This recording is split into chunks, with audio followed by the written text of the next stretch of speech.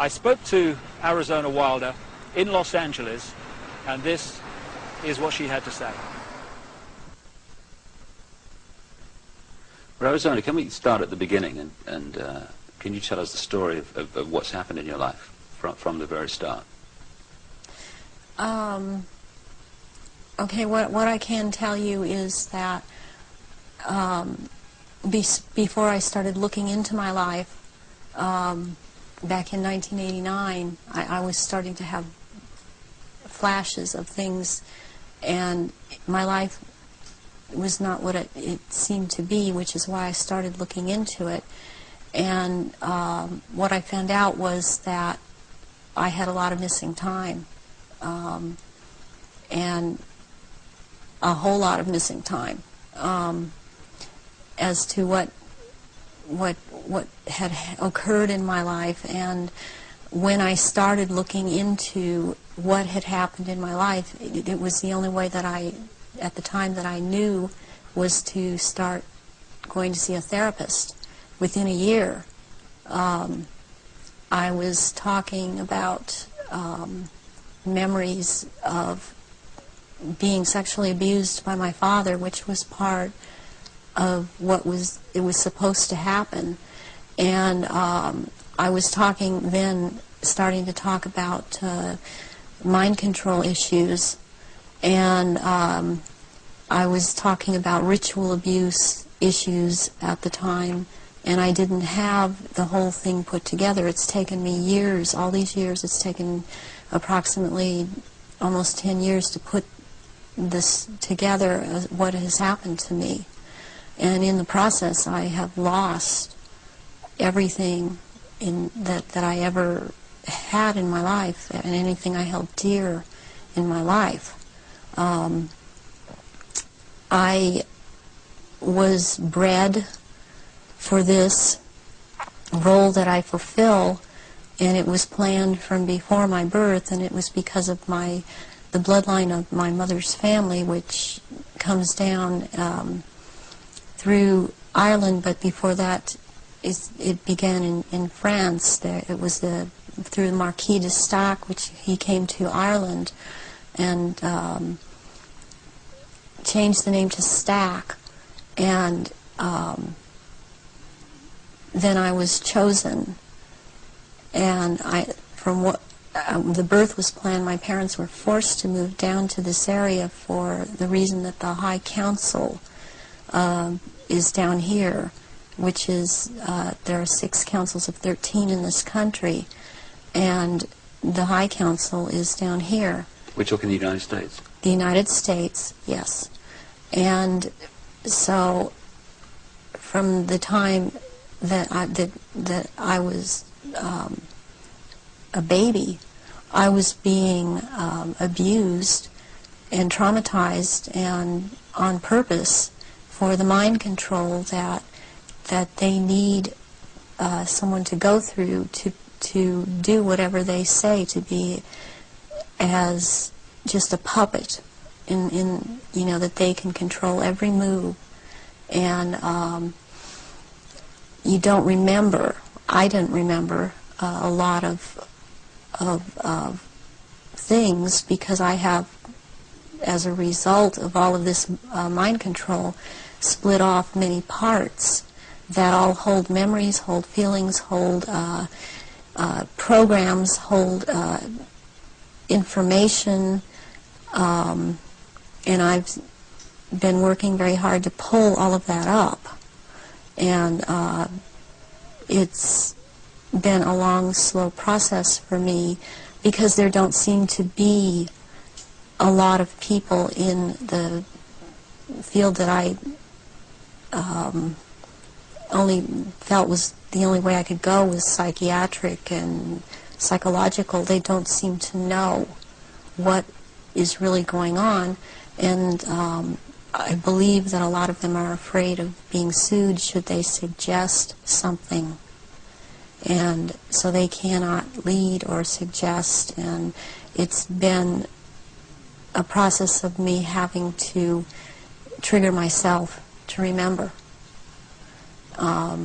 and be around people that can help me with that can't really be touched by the False Memory Syndrome Foundation. So what happened? You say you were abused as a child as part of this compartmentalizing of your mind. What went on after that, as you got older? Well, they start with wanting to make you an obedient slave at first, and so they do a lot of sensory deprivation, they do a lot of sensory overload, and they switch between the two, and they do out-and-out torture. They take a small child and they electroshock. In my case, it was electroshock to the brain, and they would take away my chance to sleep. They kept me awake for many hours at night, would not let me sleep. And I was also told things, as this was before the age of 5, I was told things such as, they would make me drink water, and they would say, if you pass urine, you're going to have to drink it. And they would make me drink it. And if you have a bowel movement, you're going to have to eat the feces, which is also what happened to me. And then they would play, there was a programmer that was programming me, a very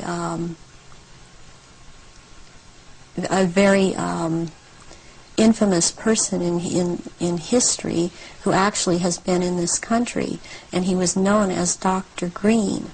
Who he actually was Dr. Mengele, from Joseph Mengele, from the concentration camps in Germany, and he was he stayed a lot at China Lake Naval Weapons Station out here in Southern California, in the desert area.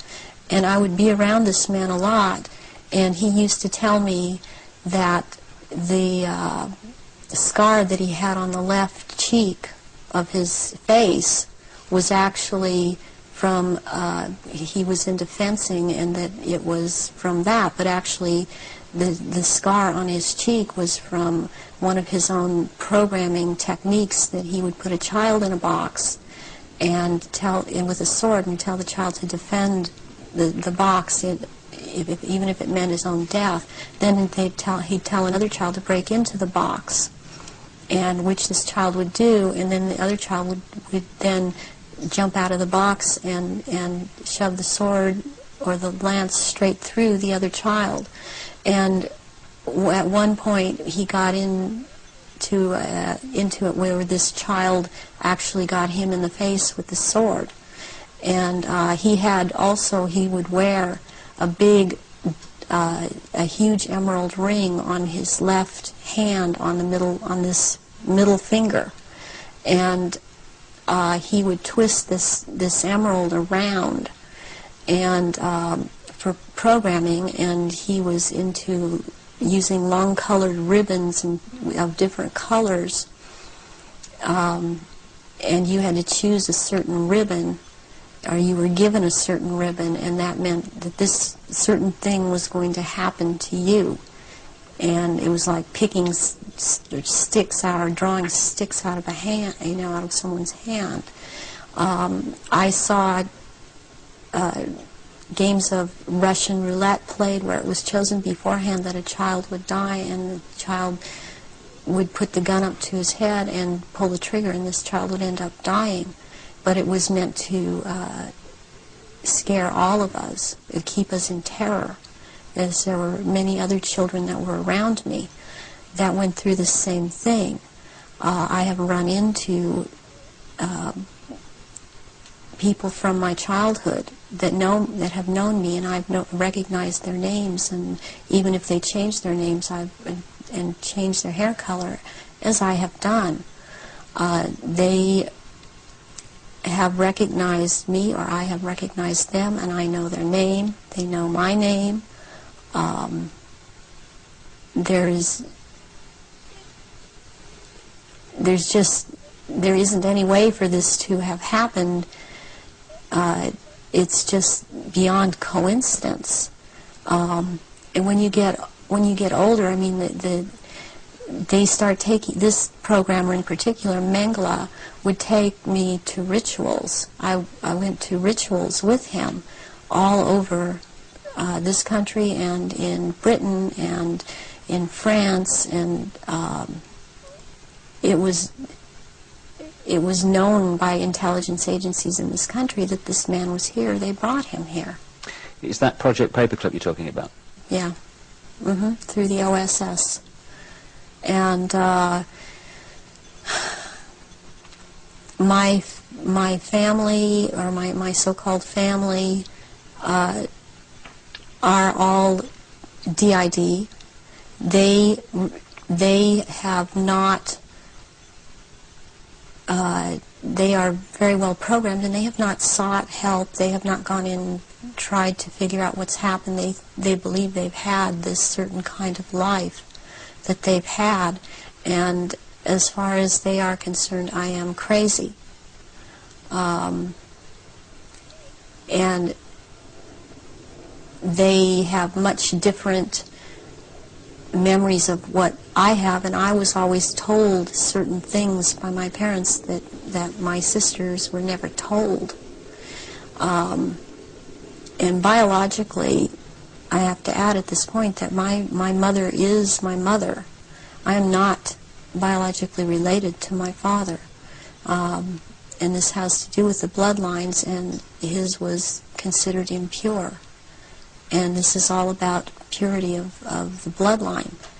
And that is why I am involved in this. There are people that are involved in this that it is not so much because of bloodline, but they have the ability to dissociate and be used as slaves by these people.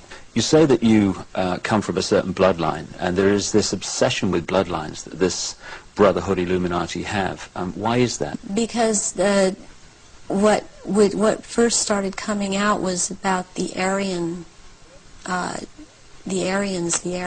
and the purity of the blood. And what it's all about is that the blood and the menstrual blood contains something that is important for the propagation of this race that is controlling things on this planet. And these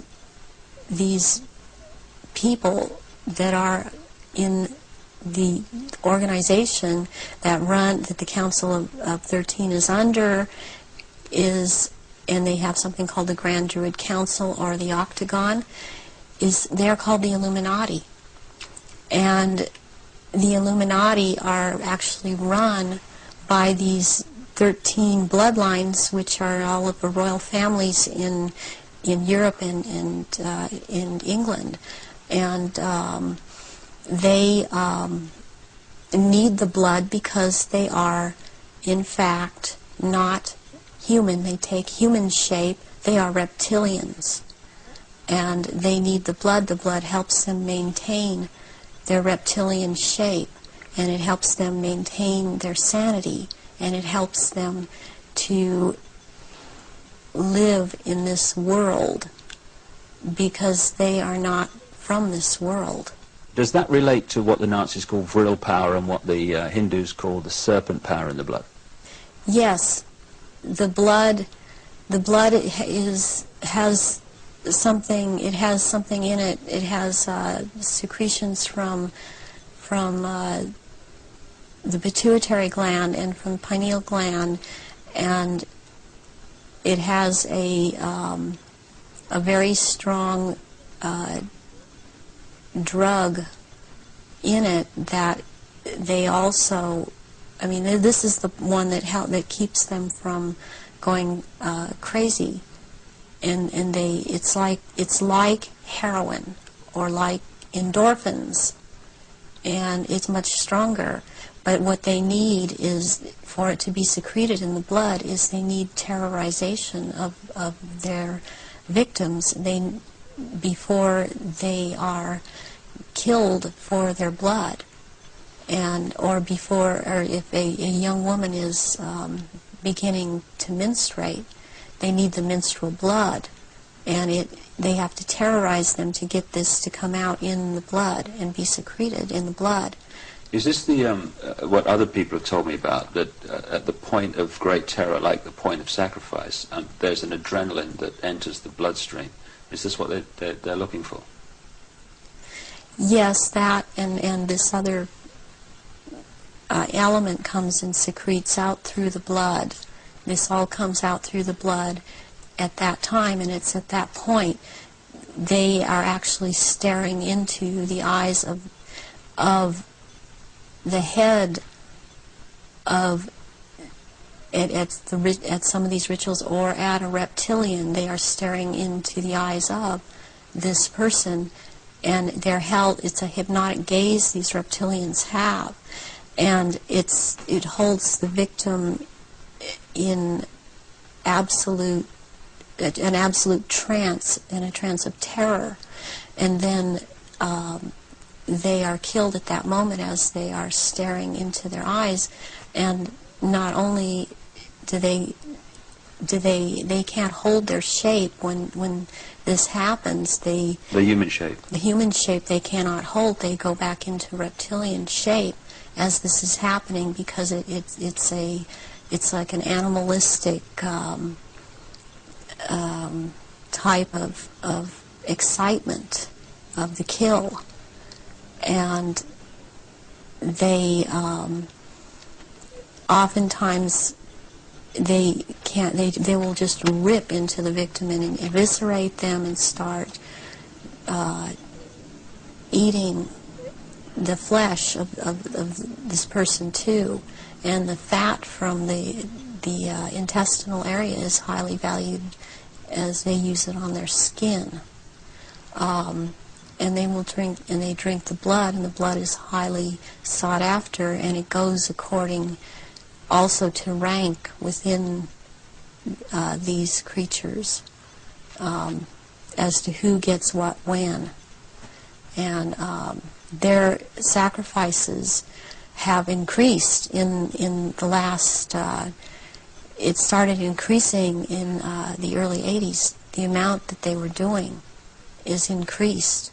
And they use a lot of druidic holidays to do this, but they have other days too. They've mixed all of these satanic and what are called satanic holidays and druidic holidays, and in order to have these rituals, which ritual seems to be important to them. But they also use it in order to drink this blood, but they seem to need more. Have you any idea why it's increased since the 80s? So there are changes going on in the earth. It seems they're not able to hold their shape like they once were able to, and people see them shapeshift more and more, and they need the blood to try and maintain it, to try and maintain their human form. I believe there's a time coming that because of what I've been told, when they are not going to bother having to hold that human shape as they had to before, and they want that time to come. It's almost upon us.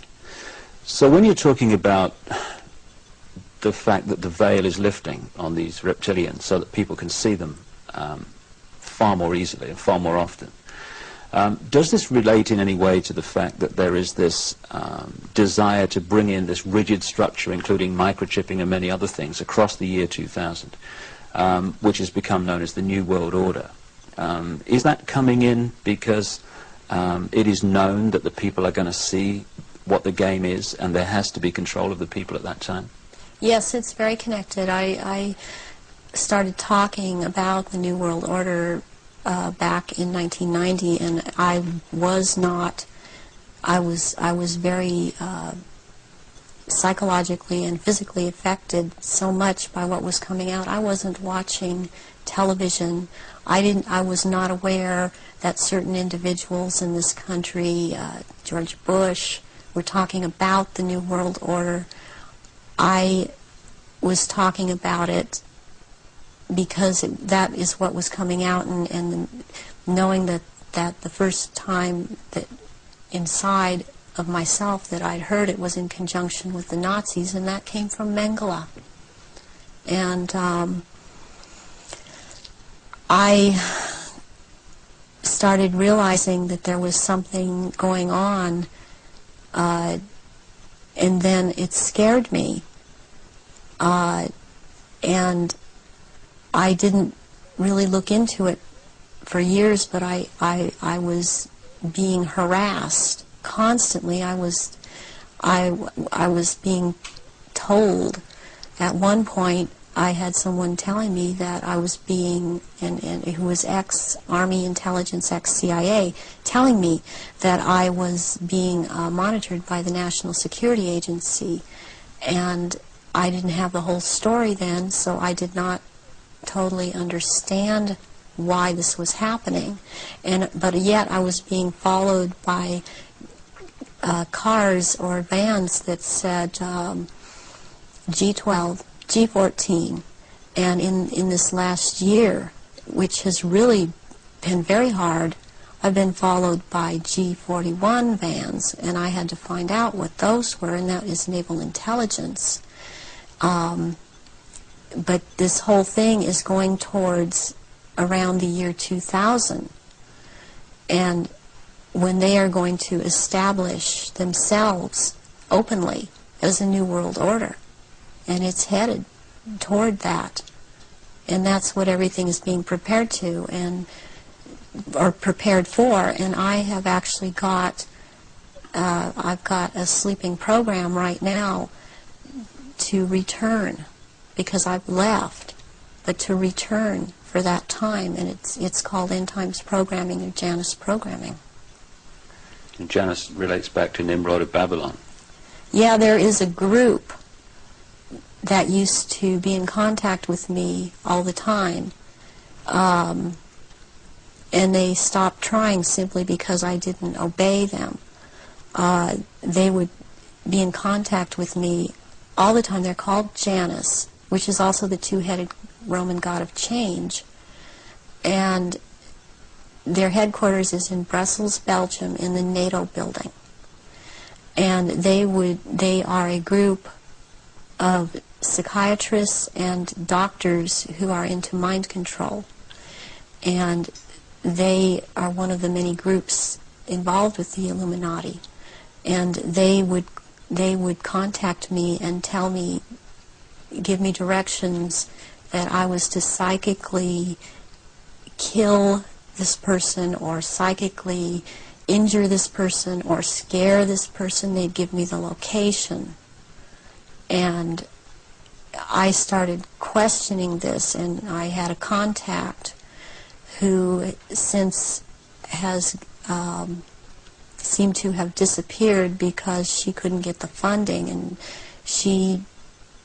I had called her about this group, and she's the one that was the ex-CIA, ex-Army intelligence person, and she knew about these people, and she said, yes, you're right, this is what is going on. From your experience being brought up in this Illuminati environment, were you ever told anything about where these reptilians came from, and what is the history of it all? I was made to learn through Mothers of Darkness, which is a certain aspect of the organization, because that was an early part of my training, the history of what was the Illuminati on this planet. And what I learned was that the Aryans originally were from Mars, and the reptilians came to that planet they came from another place. They came to that planet. They came to rule, because they wanted to mix, so they said, with that race, and but they became the overlords.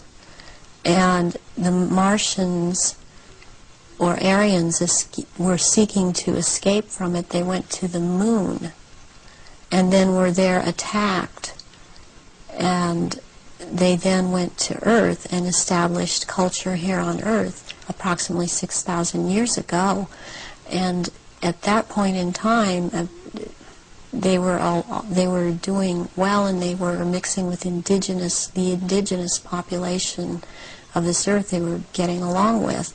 And then about 4,000 years ago, the reptilians arrived here and again began to take over. And they instilled themselves in different places underground in the Earth, and also this one part of them, the ruling part, took over and became involved in the politics and in the religion, and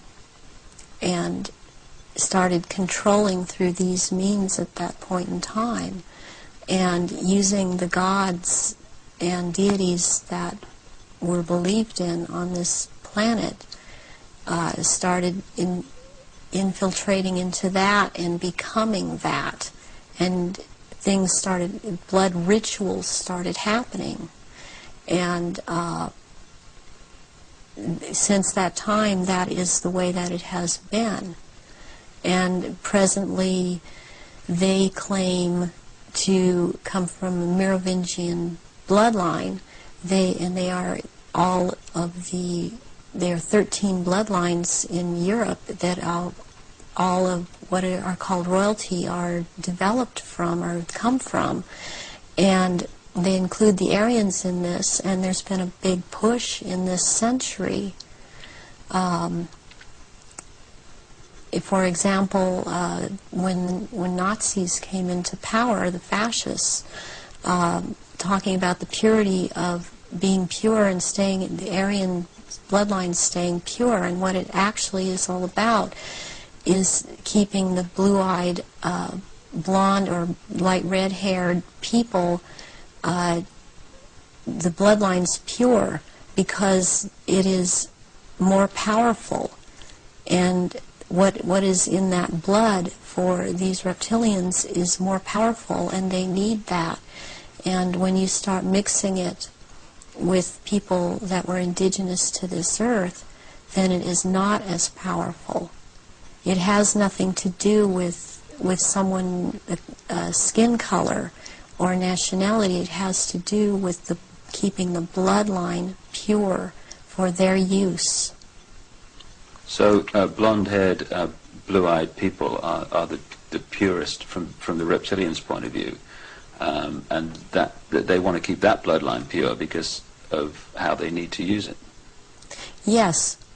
When I realized that it had to do with blonde hair and blue eyes, I could not do anything about my eyes, and I am not able to wear contacts or I would have brown eyes. But one thing I did do was cut my hair off, because that was part of the rank I was. My hair was down to my knees, and I colored my hair darker. And there were times when after I did cut it off, they had gotten to me, and so the hair would be light red. But that is being in compliance with them. And I did not want to be in compliance to them. I want to expose them, and this is part of it, and I won't be what they want me to be. When you look at some of the ancient accounts, like the Sumerian texts and many other accounts, they talk about the gods interbreeding with humanity. Is this relevant to the reptilian way of infiltrating the human race? Yes, it is, because human beings all through the ages have accepted God's interbreeding, or being accepted as humans, and that shows in Christianity, it shows in Judaism. It also, they have used Egyptology, or the Egyptian religions, a lot, and the present head of the Illuminati compares himself a lot with the Egyptian god Osiris and Horus, which is Osiris reborn, and also with the Arthurian legends of the Round Table. And he has a name, the name that he carries from that is Pindar, which actually means phallus of the dragon. And the other name, Osiris, he has carried because he takes the name at this time, the Marquis de Libero, which means the liberator of or from the waters. And the story of Osiris is that he was cut into 14 pieces and thrown into the River Nile, and the one piece, Isis found the pieces and put them back together again, and she could not find the 15th piece, which happened to be the phallus, so a gold phallus was made. And this is very important in this group in the Illuminati. This is important, and it's important to think that about the head of the Illuminati, because what comes from a golden phallus would be a superior seed for a race, and this is how this is what they are doing with all of these bloodlines to keep the bloodlines going, are impregnating Aryan people of Aryan blood that hold high stations with them, impregnating them with this seed of Pindar. And therefore it's important to keep this history in mind and the names in mind that he is going by at this time. So would it be correct to say that the reptilians came to this planet because the Aryan Martians came to this planet, and had the Aryan Martians gone somewhere else, they'd have followed them there? They would have pursued them all over the universe, yes. Can we now go into some specifics about your own experiences? What were you brought up to do? You say that you were identified as a bloodline before you were born. What was the role that you were brought through to play? The role that I was brought through to play was, as in the Illuminati, was as a goddess. Specifically, the address is Mother Goddess, Starfire. And the Starfire goes back to the blood in the menstrual blood, what is contained in that.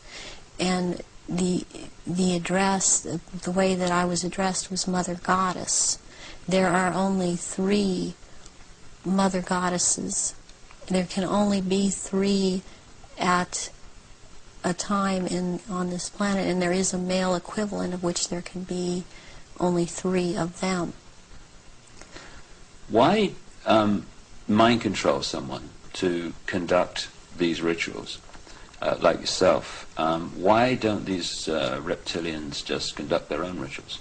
They don't seem to have the psychic abilities, and they look for people that have that, and people in the bloodline that have that. And I've had that. I've had a tremendous amount of psychic ability, and so I was picked and bred from before birth, and this is also something that other survivors that have been in high positions have known about me and told me. What's the connection then between you having psychic abilities, those being recognized from the start, and you being brought through to conduct their major rituals? Well, it's kind of twofold. First of all, they needed the psychic abilities because they control or attempt to control events, because I would have the ability to foretell what was going to happen, and they needed the information to just try to control it to an outcome that was good for them. The second thing is that during the rituals, you had to have psychic ability. You have to be very powerful in that way to call out the old ones that are also reptilian, that come from another dimension. They actually they materialize from out of another dimension and are present at rituals, and they are so powerful, and their presence is there's such an evilness about them, and they want out of this other dimension, and they can't. They have to be called out by someone who has that power, and the reptilians don't have this power. That's very important, that they don't have this power to call out these old ones that have to do with them. And what is it that humans have that the reptilians don't have, that means they don't have the power to connect interdimensionally, and some humans do? We have the ability to foresee, to be able to become vibrationally higher, and see into those levels, go into those levels, and in fact, agencies use this. They call it remote viewing. Humans have the ability to go into the past, to go into the future, to go to other places, to astrally leave their body, astrally, and to see things that we've always had this ability, and it's like having the third eye, which they don't have. They don't have this ability. So during ritual, these old ones are called out, and they are what Christianity would have called the demons. They are called out, and there is a circle that it has a hexagon in there, which is a powerful occultic symbol, and then there is a pentagram, and then there, in the middle of that, there is a triangle, and if you're the one calling them out, then you stand in the triangle, so that you're not devoured or taken by these creatures that come out. That creates an energy field around you, which they can't penetrate. They can't penetrate it, and they cannot get outside the pentagram. And they want out. They're always demanding to be let out. And so you have to be very powerful to keep them in line and to make them go back when it is time for them to go back. Why do the reptilians want to manifest these quote demons at the rituals? It brings power to the rituals. It brings power to them. They are told things by these entities, and they are encouraged to go on with what they're doing, and knowledge is imparted to them through these entities.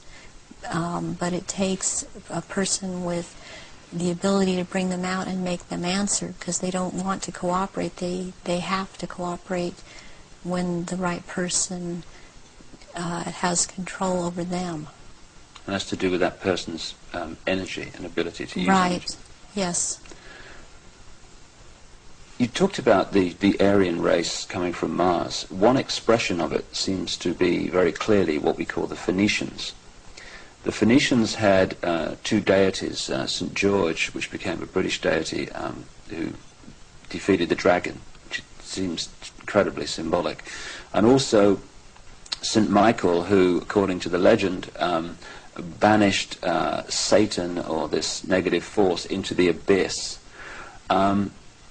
Is this symbolism of the abyss anything to do with the fact that these reptilian demons of another dimension are somehow locked in a time-space prison, and they can't get out, and they can only get out when they're brought out in that way? Yes, they want out of that dimension. They have been thrown into that dimension, and they can't leave that dimension. And that's actually what the abyss is about, is being in a different dimension. It's It's like something to do with the fourth dimension. And before I even knew, for example, what I was saying, or I realized what I was saying, I would be saying things to my therapist and other survivors that the fourth dimension was a dimension to stay away from. Not at that time understanding the whole thing. Why do these rituals take place at certain key times of the year and so often are related to the phases of the moon? Because the moon has an influence on this planet, and also the sun. These also take place during different things that go on with the sun, but the moon it's kind of a really very cyclical thing with the moon. It takes place on full moons, new moons. It has to do with the current religion, or what they're using, the Druid religion that they've taken and used. They still hold on to the Egyptology type of religion. They hold on to the Druidism, though, and they're currently calling themselves Druidic or Druid. And Druidism is tied in with the cycles of the moon, on which it has to do with planting, sowing, and harvesting, and there are so many days that they can use from this to their own purpose and their own end, that they bring it about. There's a lot of ritualization with Druidism, and they love ritualization. So take us through one of these rituals that you conducted at the highest level of this global brotherhood. What would happen? There were people that were bred from birth. They were bred to be ritual sacrifices. I have a problem with what they is said a lot today, especially by the False Memory Syndrome Foundation, that how could all of these people disappear, or how could all these babies be born? I worked with a nurse midwife. We did home births, and it's very easy not to register a child when it's born. And then they have these children that they're kidnapping and bringing in from other countries, and no one misses them because these are third world countries. And children they have the most energy, the purest energy, they're the highest form of sacrifice. And they will terrorize these children and mind control these children. And in rituals, by the time they're brought into rituals, they may be drugged, or they may not be drugged, or they may be in an altered state because of the mind control. And they are used as actual blood sacrifices during these rituals, because of, again, reptilians needing their blood. And they will take various organs from the sacrifices, depending on what date the ritual may, what the ritual may be associated with on that date. But they will also slit the throat from the left ear to the right ear, and the blood will be gathered in a goblet, and it will be dispersed among the reptilians, and dispersed among, also after that, among people that have been participating in these rituals and seem to have it, even though they seem to be dissociated. Mostly these people seem to be cognizant of what they are doing. Are these rituals rare? I mean, how many are there that, say, go on a year? I mean, we talking There is hundreds or thousands? There are things happening every month of the year. There is not a month in this 12-month system that something is not happening. And it's more than one. I mean, it's every full moon.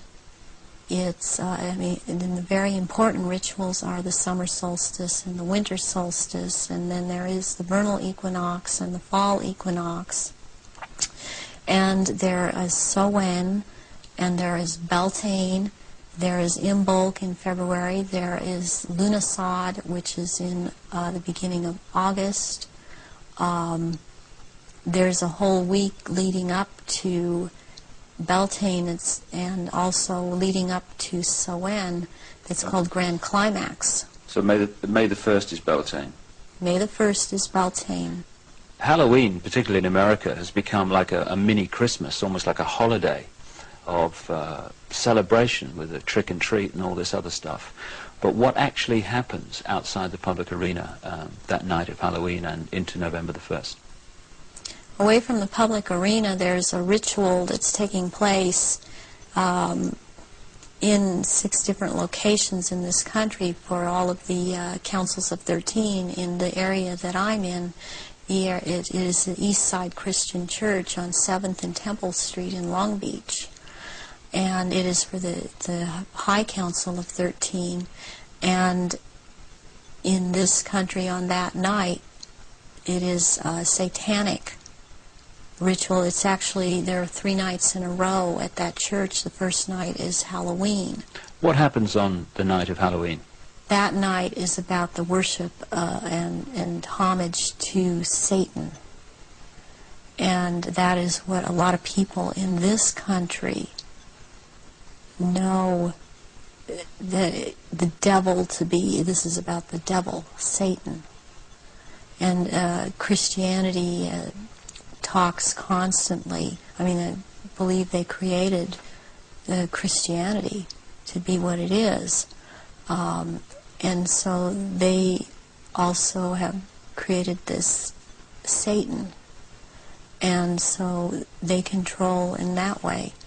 And on that night there's a lot of bloodshed, and there are sacrifices made to Satan. There is a person who plays the part of this in this High Council that has to do with this High Council. He's not on the High Council, but he has to do with playing the part of Satan. He is a televangelist on TBN. He used to be, he filled in for a little while as a lead singer on Iron Butterfly many years ago, and he has long blonde hair. What's his name? At this point, I don't recall his name. It just, I recognize his face. I saw it recently on TVN, and then this is his cover, or he is DID, and he plays this part, the great deceiver Satan, on that night, on Halloween, at this church. And that is what happens on Halloween. And I mean, what else I must say, what is going on with Halloween in this country? It's just becoming so popular. It is also to desensitize people to the whole thing, and even this backlash Christian movement that wants to call it the Harvest Festival. It does not realize that the Harvest Festival has to do with Druidic religion.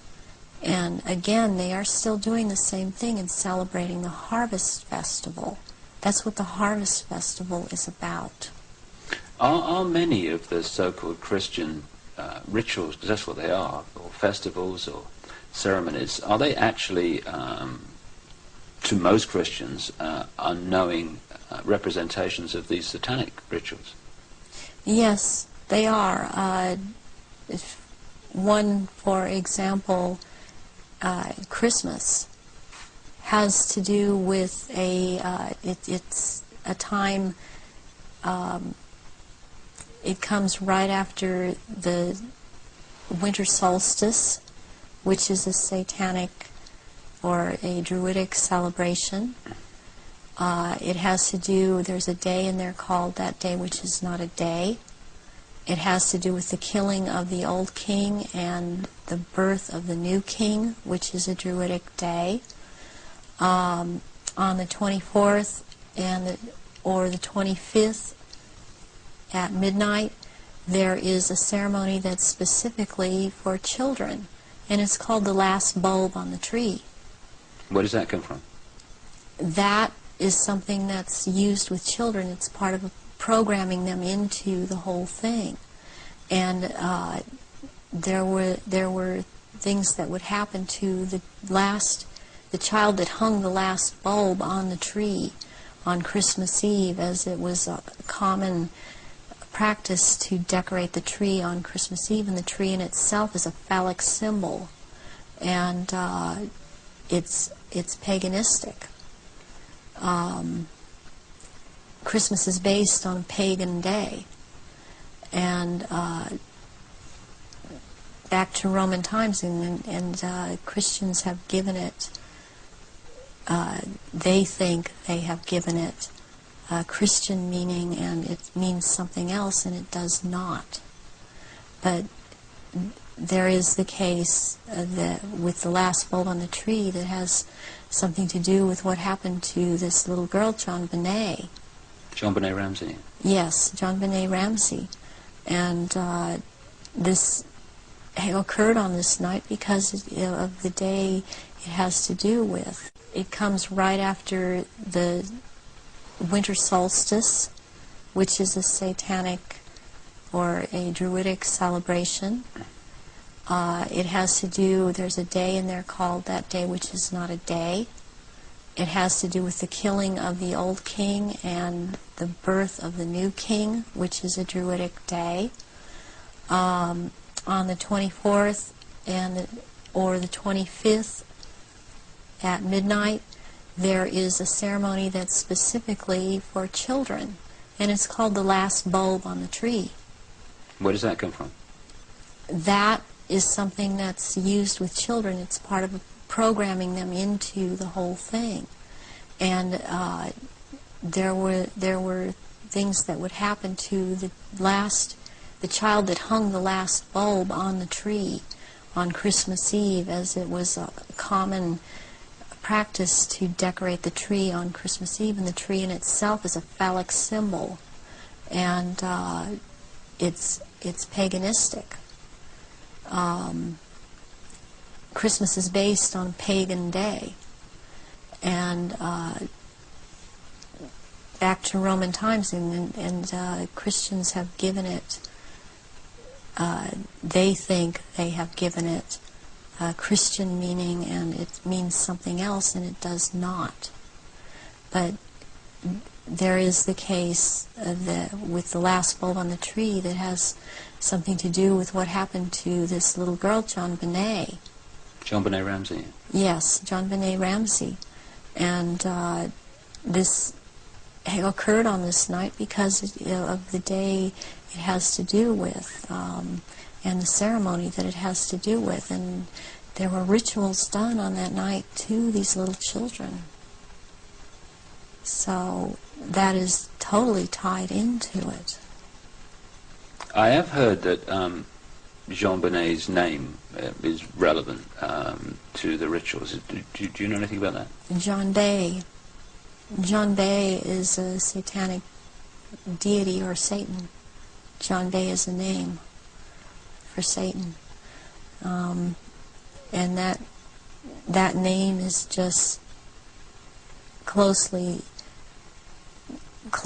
tied in, and it's so close, and I don't understand why it hasn't come out, and that I know of, it hasn't been talked about. But that is why she was killed on day that she was killed, and her family, as far as I'm concerned, her family is involved in this, and that there's always a price to be involved in it. She was the price. This little girl lost her life. Can we talk about some of the famous names that people around the world would know who, in your experience, have taken part in these rituals that you've conducted? You say you've conducted them in Europe and the United States. Can we start with the United States? Yes, I have seen at rituals, I have seen George Bush, I have seen Madeleine Albright, I have seen Henry Kissinger, I have seen Ronald Reagan, and I have also, by the way, seen his wife, Nancy Reagan. I have seen Hillary Clinton before I knew she was Hillary Clinton at the time at these rituals. She is involved. The other people that I have named and are, as I have seen shapeshift into reptilians. I have not seen Hillary Clinton actually shapeshift, but she is involved. I have seen the two sons when they were young, the two sons of George Bush present at these rituals. Are these the sons that have become governors? Yes. One is in Florida and one is in Texas. I have seen, did I mention J. Rockefeller? And he shapeshifts. I've seen George Deukmejian and Ronald Reagan again, having been governor in California. There have been people such as Newt Gingrich I saw, and I didn't know at the time that he was Newt Gingrich. I recognized that he was Newt Gingrich when Clinton came into power, and after he was, Newt Gingrich was then elected Speaker of the House, and I was horrified to realize that this man was also there. All of this has affected me to the point I don't vote. All of these people seem to all be connected to the Illuminati, and I don't feel like being part of having anything to do with them. Presidents like Carter and Ford and Clinton. And, I've seen Ford there. Gerald Ford. Gerald Ford, yes. Are they all reptilian bloodlines? I haven't seen Carter shapeshift. You've seen him at rituals, have you? Yes. Gerald Ford, I have seen shapeshift. And Johnson, also. Lyndon Johnson. Lyndon Johnson. Also, Dr. Joseph Mengele, who took me around to these rituals a lot of the time, was also a shapeshifter. And there were also people that there are people in the European countries that I've seen shapeshift and be involved. And this it doesn't surprise me any more than it does the people in this country doing it. Is just for some reason more shocking, and it cuts even deeper. because I have seen the Queen Mother there, and I have seen the Queen there. I've seen Princess Margaret there. I've seen Charles there, and they shapeshift. And I have seen this. I'm not coming up with his name right now, but he was president in France after de Gaulle. He was there. I've seen him there. I've seen the Rothschilds there. I used to see the Rothschild that lived in England there, but the one that still goes there and is a shapeshifter, Guy de Rothschild, Baron Guy de Rothschild, has been to all of these rituals and has been over in this country under the name of Dr. Barrington and tried to program me and has impregnated me several times with eggs that were taken from me years ago and were impregnated with semen from Pindar and then placed back into my uterus. This has happened to me twice, once at age 39 and this year right before I turned 43. And I had told my therapists ahead of time before I ever could have known that this had been done to me. And it's happened at a certain place in where I have been living in the San Fernando Valley. It's happened at a house on Tyrone Street in Sherman Oaks. And my understanding is that there have been other survivors that have talked about this location as having been involved with programming and so on. And Baron Guy de Rothschild has tried to program me. All these years he has been trying to control me, get me back under control. And the Marquis de Libero is someone else that attends all of these functions and since he is the one in power, he attends all these functions. I have seen Tony Blair there, and he shapeshifts. I have seen Prince Philip there. They all have their quirks as to how they act, even in their reptilian form. And they all, they act. They don't act all like robots, but they have their quirks. They have their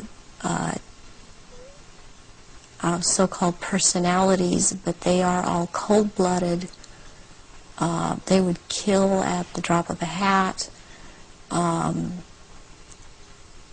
I have even, since I've seen a picture of some people that are talking about this subject, I've seen them, when I've seen their pictures, I've recognized them. I did a double take a few weeks ago when I saw again someone who's been talking about around this subject, and it seems to be popular right now. Who's that? This man by the last name of Sitchin. I've seen at rituals, and he is a shapeshifter. And I did a double take when I saw the picture of him, because I recognize him. And there's another person that I've seen, this Gardner, Sir Gardner. That Lawrence Gardner? Sir Lawrence Gardner.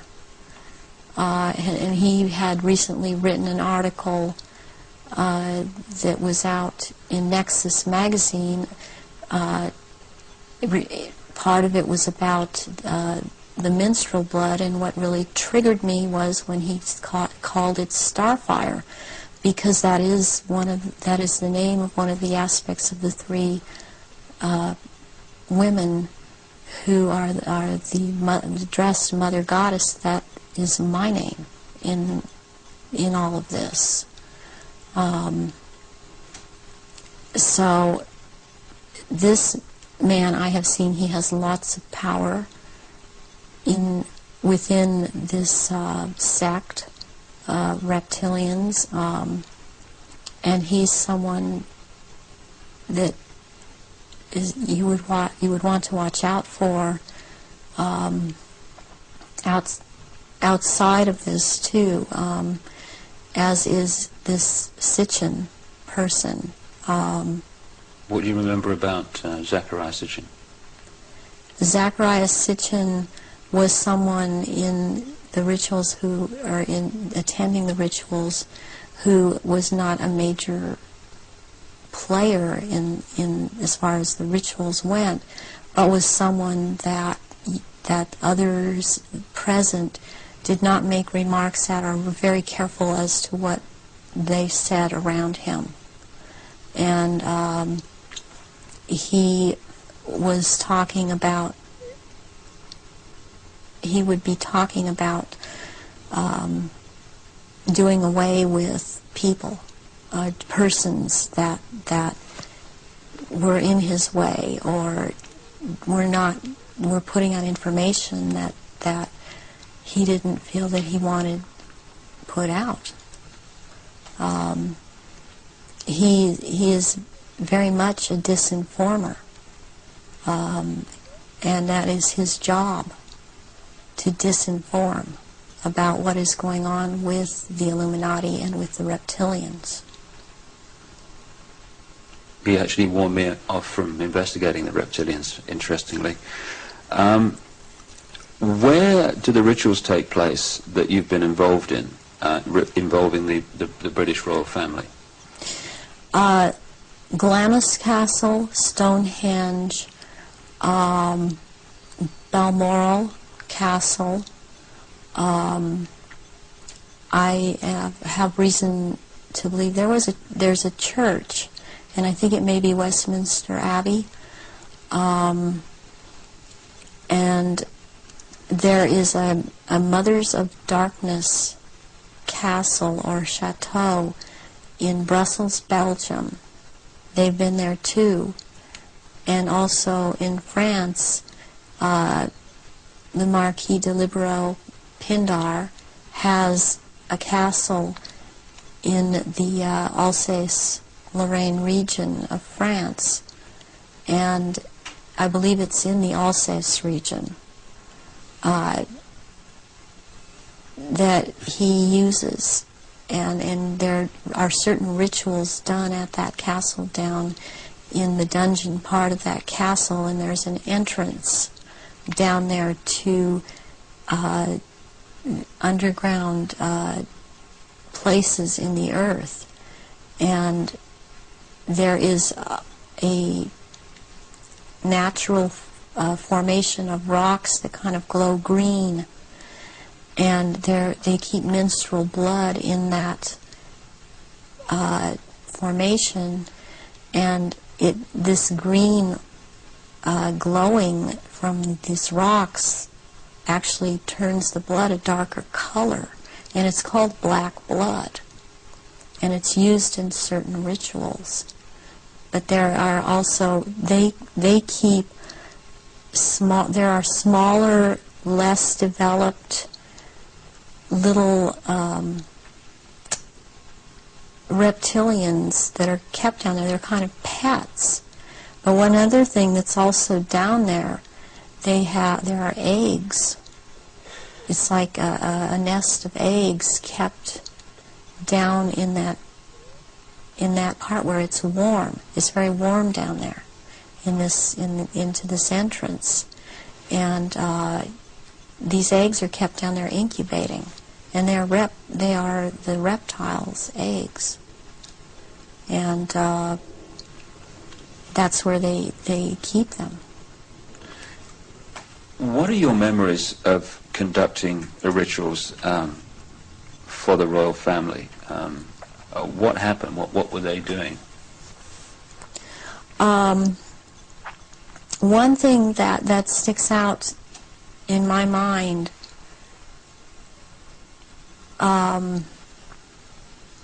is that there was before. This was back in the late 70s. This was before Charles was married to Diana. He was involved with Kamala Parker Bowles, and she does not shapeshift, but she became pregnant by Charles, and she produced a baby, and this baby was presented at the ritual and killed, and that is the price, the firstborn between these two, and eventually these two will marry, and that is the price that is to be paid, the sacrifice of the firstborn between a union of these two people. And I've seen that there. Something else that sticks out in my mind is that it was around the late 80s that I saw a very kind of dark man he was Arabic. It seemed to be Arabic or Egyptian, and I heard the name Fayed being mentioned, and the Queen Mother was there, and I called her the Black Queen, and she and he were talking very seriously and at some length about a subject. They were mentioning Diana, and they were mentioning his son, Dodi. And at the time, I didn't know who Dodi was. I knew who Diana was. I never saw her at any rituals. Where did this conversation take place? This took place at Balmoral Castle. And I heard them talking about a marriage between these two, and I thought at the time, well, she's married to Charles. How can there be a marriage? She's married to Charles. I didn't understand why the Queen Mother and this person that I now know to be Dodi Fayed, because I heard Fayed, Muhammad al-Fayed, talking, and I had seen them together at, I saw them at Balmoral Castle. I overheard the conversation at Balmoral, but I'd seen them also at Mothers of Darkness Chateau in Brussels, and they were talking about a union between Diana and his son Dodi back in the late 80s, and I did not understand at that time, because I understood Diana to be married to Charles. I knew that she was married to Charles, and they had 2 children, and they were about to have another. And the Queen Mother, all I could pick up was that for some reason that there was a malevolence towards Diana, and Diana I had never seen at a ritual. I wondered what she knew about all of this. What have you seen the royal family do, the Queen Mother, and the other people you've seen in the rituals? What have you seen them do? I've seen all of them drink human blood and consume human flesh, and they have their own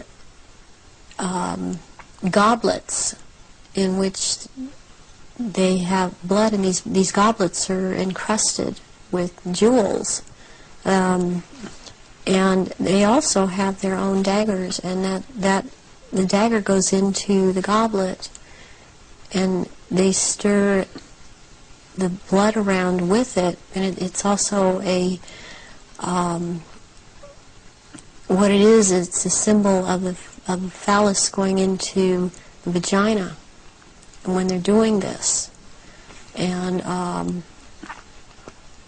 I've seen them do this, and some of them have even, like the Queen Mother I saw with, she had her own little, I would like almost, it's between a very elaborate ornate chair or a throne kind of thing brought in for her to sit. And because before these rituals actually start, there is a kind of people move around the room and talk, or recognize one another. It's a formal kind of a ritualistic setup, the way they talk and the way they introduce each other. It's like a court. What are they wearing? They're wearing robes. They're not wearing anything underneath the robes, and the robes are very ornate. They all have, the one thing in common they have is they have a red color like blood, and some of them have purple, and they have gold kinds of lines running through them. They have the Merovingian symbol of France, the fleur-de-lis, and there are jewels that are sewn in at certain points on these robes, and they wear these robes, but they don't wear anything underneath the robes, because what is going to happen, what the rituals are all about, they're going to shape-shift, and they can't have anything on under the robes. And there are orgy kind of things that go on at the rituals also. And involving the royal family of Britain? Yes, involving the royal family of Britain, and the sacrifice and the eating of, consuming the sacrifice, and they are involved in that. And you've seen them do that? Yes, I have seen them do that. People in Britain, listening to what you're saying, would obviously be staggered, I guess anywhere in the world, but what would stagger them mostly is, in Britain, the Queen Mother has an image of being the nation's grandmother, the nice old lady, and good old Queen Mum, what a lovely lady. What's your experience of the Queen Mother? She is very cold in reality, and she is very cruel, and she is very different than she comes across to the public. She's cold-blooded.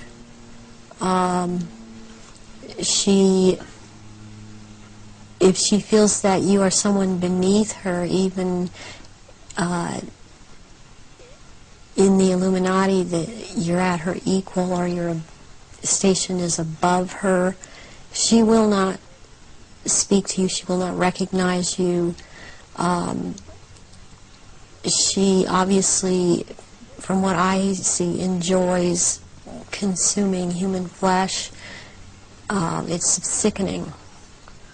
The one person that she seems to be afraid of is Pindar. People would also look at the Queen Mother's elderly, frail stature and find it very difficult to see her taking part in rituals and doing anything, if you like, active.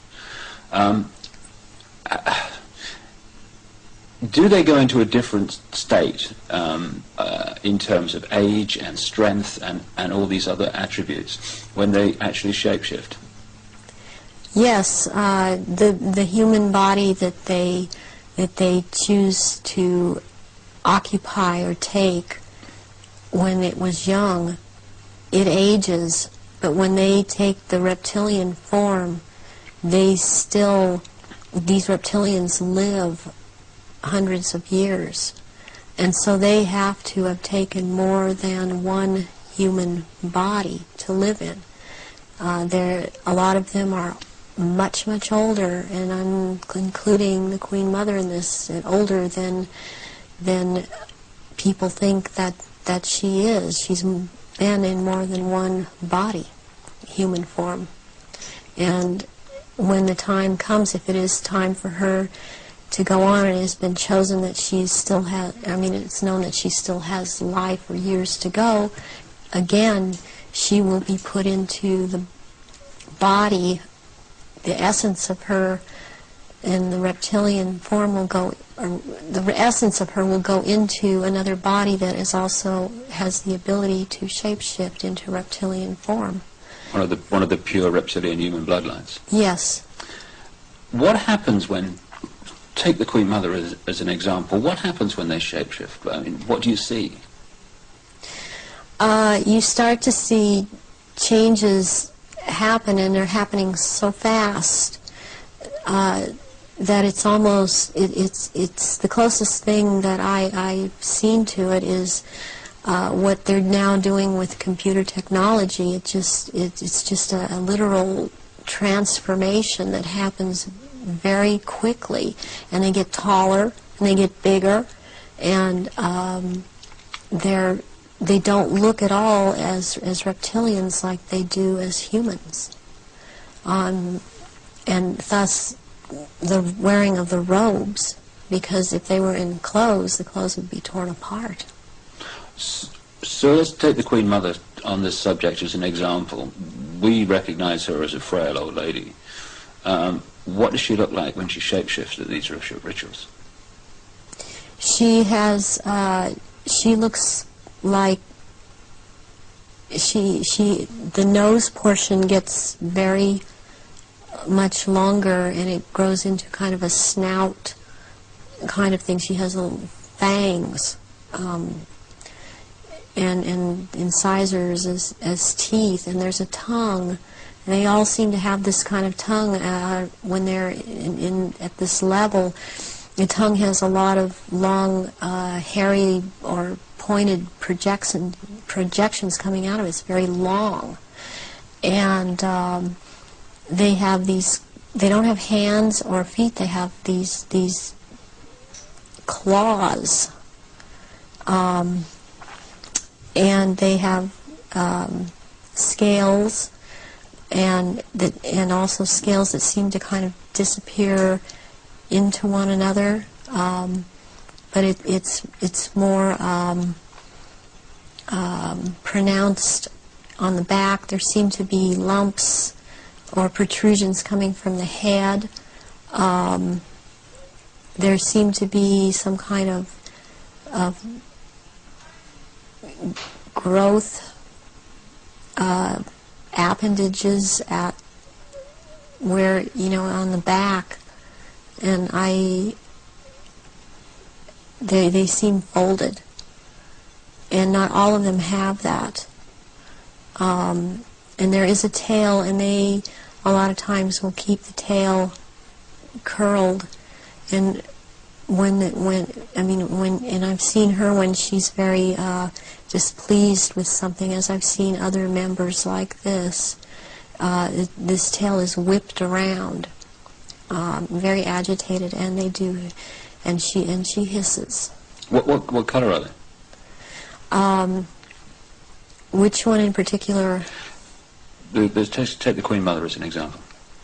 She's kind of a beige color on the underside, and by the time you're going up around to the back and the tail and the top of the head and on top of the nose, snout, whatever, it's coming to a very, they're dark speckles or large speckles of dark browns. And the eyes, usually, they're large, they look like, they're very round, and they look like they're coming out of their sockets, and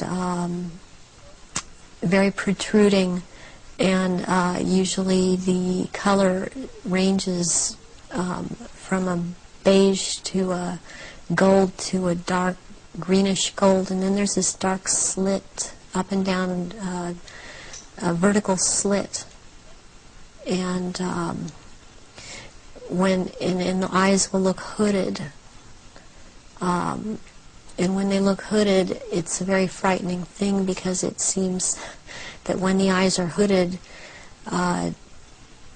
they're about to do something. What do you mean by hooded? The lids come down, and it's almost, I guess it would be the same thing in a human as an expression of someone's got an idea. And how tall are they when they shapeshift? They're just about 7 feet tall. Some are a little shorter, or to a foot shorter. Some are a little bit taller than 7 feet.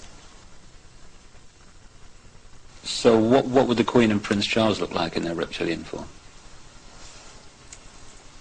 As to height? As to general appearance?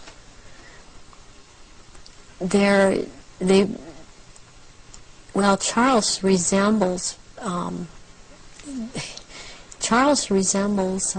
in both ways, in human form and in reptilian. He resembles Pindar. He's shorter, though, in reptilian form than Pindar, but the way that the reptilian, the nose shapes into the snout at that point, and the jaw becomes the under part. It's very much like Pindar, and his mother doesn't look quite the same as he does. But what does the Queen look like? The Queen, she's darker, not quite so pale. She's darker. All over, she doesn't have the amount of I would call it freckling. It's more like a gradual, like the skin is gradually getting darker. It's more smooth. And she does have the lumps up around her head and down the tail, the spine. Charles has the tails down around the spine, and funny enough, he has the protrusions from the skull in the reptilian form, where about or above, right above where it seems like his ears would have been. What is it about the rituals that allow the shape-shifting to happen? When the victims are starting to be sacrificed, it's the scent of the blood, and they start shape-shifting at that point in time, and they can hardly wait to get to the blood. It's like they're addicted to the blood, and then the consumption of human flesh that follows. What have you seen the Queen or any of the royal family do in relation to that? Have you seen them sacrifice and consume human flesh? There are certain times when they will actually do a sacrifice, or there will have been someone doing a sacrifice and it's not happening fast enough for them. So they will step in and finish it themselves, because the sacrifice the ritual has to be gone through. It's sacrificially, I mean ritualistically, it has to have been gone through, and they will step right in and just start tearing the throat out, and they're getting all this blood from the jugular vein at the same time, and that has happened when there are many there that are going to be sacrificed, and they just can't wait, and tearing into the contents of the abdomen and stomach of a victim afterwards. Who have you seen do that? I've seen the Queen Mother do that, and Prince Philip and Charles. I've seen Guy de Rothschild do this. It seems that I've seen it more among royalty, or so-called royalty, do this than people that are not titled. They don't seem to. They seem like it feels like they don't dare, but they shapeshift nonetheless. But it's like the royals that step in and just start tearing away as they can hardly wait. How long can they hold the reptilian form in these occasions? During the rituals, it's much easier for them to hold their reptilian form. They can stay in that form. What it is that they have a hard time holding their human form. And as long as they're around blood and the scent of blood, they can't hold human form. Right. Where do you think the story of Diana fits into all this, in terms of the ritual that you know about and the royal family background that you know about? What was all that about? What happened in Paris? Diana was a ritual sacrifice because she's named after goddess Diana. She was chosen from before birth for the purpose of which she served. I understand and very well, and am very empathetic towards Diana, because in a way it parallels what happened to me, to have served your purpose, had 2 children, and then be tossed aside. And to her horror, though, she obviously never attending a ritual, she knew something was happening, and she knew what was going on, and could not be trusted to be at a ritual anyways. I don't think that Diana would have attended a ritual. I don't think that they could get her to cooperate in this, because she actually saw for herself that this was going on after she married Charles. Was there any way, when Diana was married to Charles, without attending a blood ritual, that she could have seen him or one of the others become a reptile? They have a tendency when they're asleep to shapeshift, and they have to consciously hold their form, and when they're asleep, they have a tendency to not hold human form and to shapeshift into reptilians. And there could be other things that happen. You know, I'm thinking about the times that Diana would have gone through a menstrual period. Well, that would have also really triggered some of these people in the royal family that are reptilian around her to want to shapeshift, or any woman any human woman in that household that would be having a period that scent of blood would tend to cause a momentary shapeshift. What was the whole, what appears to be a ceremony surrounding her assassination? What was that about?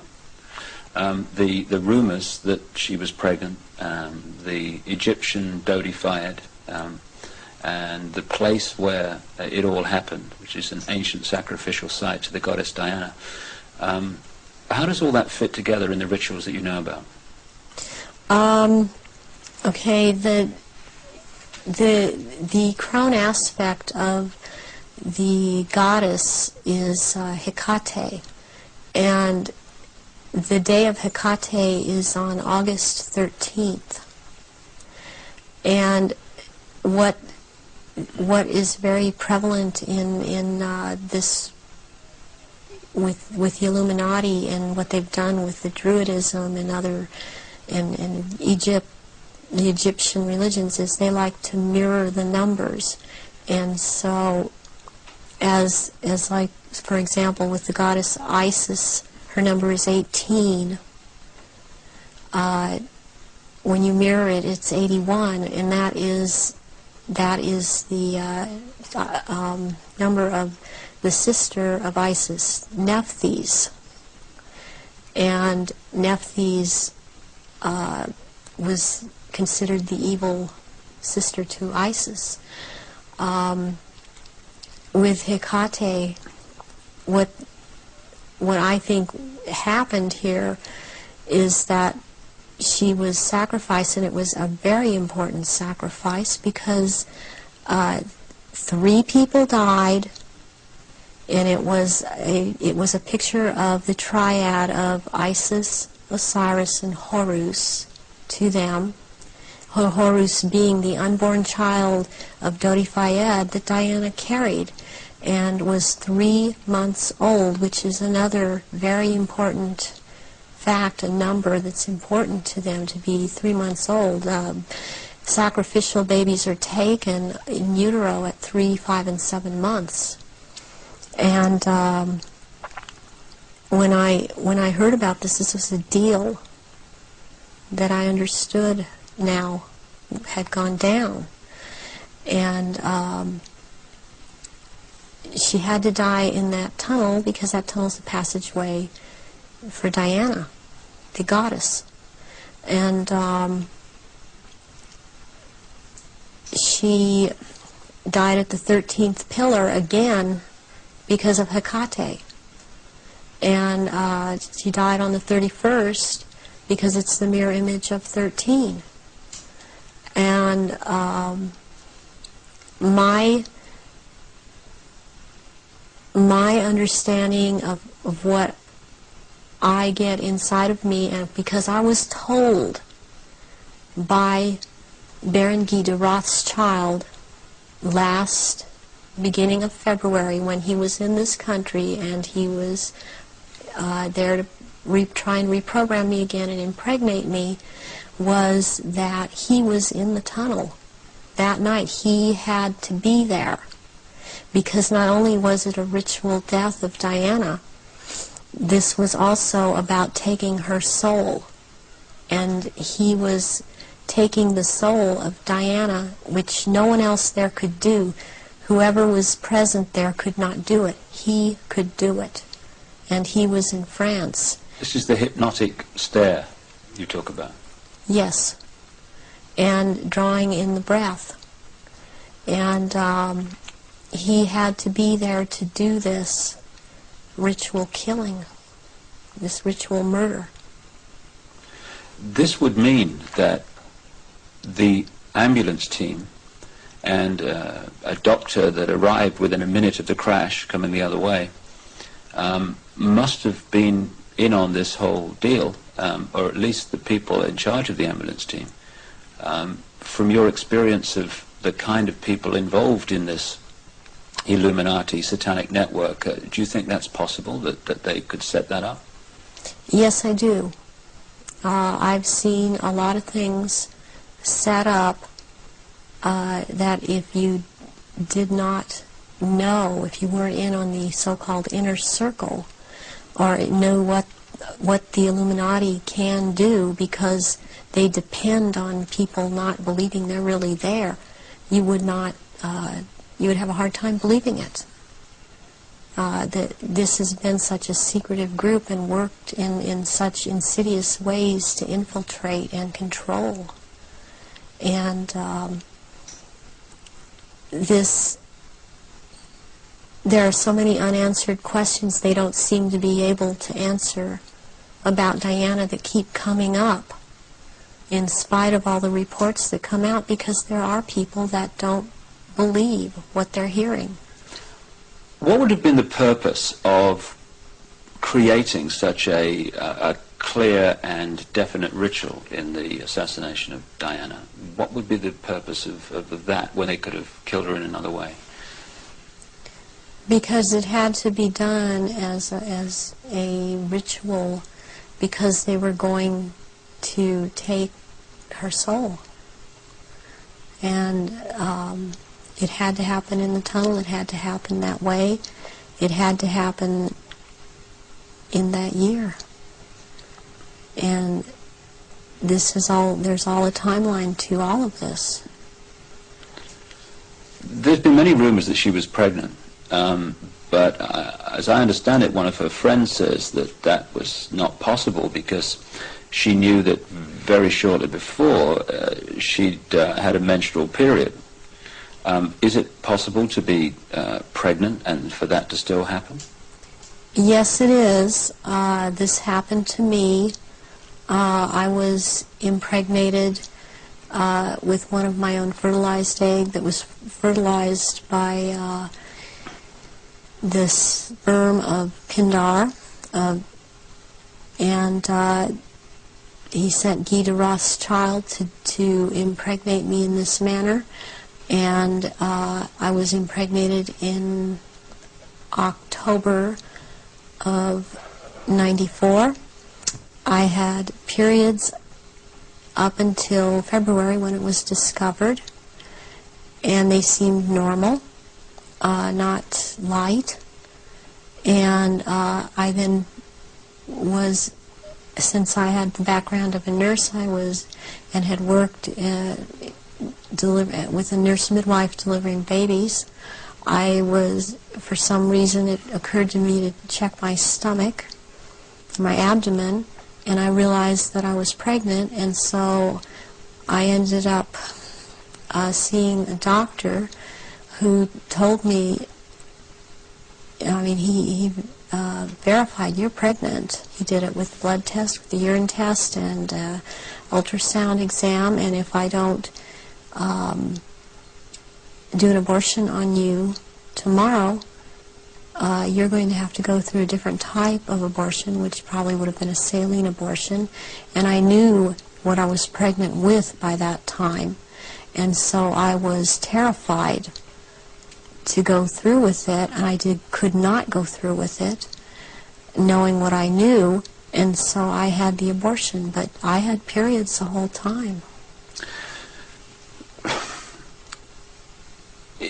You were impregnated at the point that it happened without you having any knowledge of it? No, I did not. Is it possible that that happened to Diana, if she was, as the evidence that I've looked at suggests, also mind-controlled and a multiple from the early part of her life? That is definitely more than a probability. The thing about being multiple or dissociative identity disorder is that the host person doesn't know that they are, but they have missing time, but then they have amnesia for the missing time. They don't realize they're missing time. They don't realize things are happening to them. They show up, you know, pregnant. They show up with marks on their bodies. They don't know, well, I think I must have bumped myself, and that's not actually how it happened. Or they have needle marks on their body when they've been gotten a hold of and drugged. And it's only when they start to realize something's not right and they try and make a timeline and try and account for their time, they realize there's so much they can't account for that they simply took for granted. Oh, I was out shopping, or I was at this person's house, or I was over there. Then they realize they don't have a timeline for any of these things. Do you think that Diana's two children were Prince Charles's children? I do not believe that William is, I've heard that he was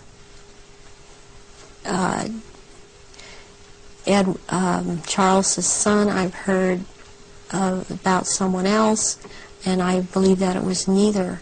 I believe that this child of Prince William is the son of Pindar, and she was impregnated, and she did not realize that. When you look at the ritual nature of all that, you've got Osiris, it would seem, symbolized by dirty fire. You've got Isis, symbolized by Diana. Presumably the baby, quite obviously, symbolizes Horus in Egyptian legend and ritual. Why create that in a tunnel in Paris at that time? What was it designed to do, to symbolize or whatever?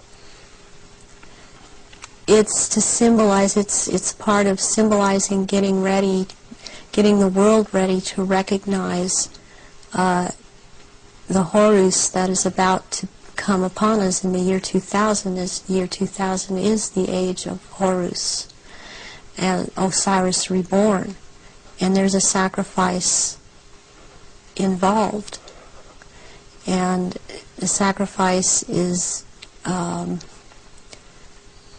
mother, and the sacrifice is this child, and yet it involves another child who yet lives by the same mother. And you're talking about William? Yes, I am talking about William.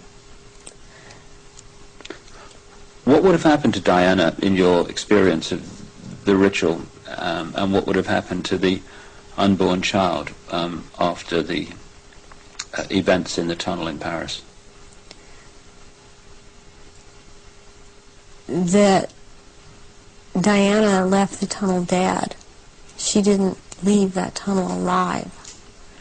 That ritual, she had to die in that tunnel, and they had to take her soul in that tunnel, and they had to take the soul or developing essence of the unborn child, and in the hospital it follows logically, according to what I know about what they do, that they would have taken the uterus and the fetus from Diana, that would have been taken, and as a ritual that would have been taken, and they would have removed other body parts. And done what? Distributed them for high Illuminati members to consume, because this is a ritual sacrifice. Some strange things happened after that. Strange things happened all the way through it. But suddenly the decision was made that she would not be buried in the local church where she wanted to be buried, but on an island among the trees in a lake at Althorpe Park. And Earl Spencer, her brother, claims through a dream he was inspired to put 4 black swans on the lake. Therefore, from your, again, knowledge of the ritual, what does all that mean? Why do that? Because 4 black swans have to do with 4 directions, 4 seasons. They have to do with sealing something for all eternity. To have 4 of something black like that swan's figure in Celtic mythology, quite a bit in the Druid mythology, and black is the color of Hecate, and also one of the goddess aspects, the three goddess aspects that they have, the name is Black Flame or Black Star, and Black Flame means unto death, and so therefore the color black, and somewhere in there would be a flame. The decisions after her death to put her on an island among the trees in a lake and the 4 black swans were all, at least on the surface, taken by her brother Earl Spencer. Have you any experience of him? Earl Spencer I have seen at rituals. He's definitely tied into it. Her family has been part of this. She has this bloodline. I have not seen him shapeshift, but he's tied into it.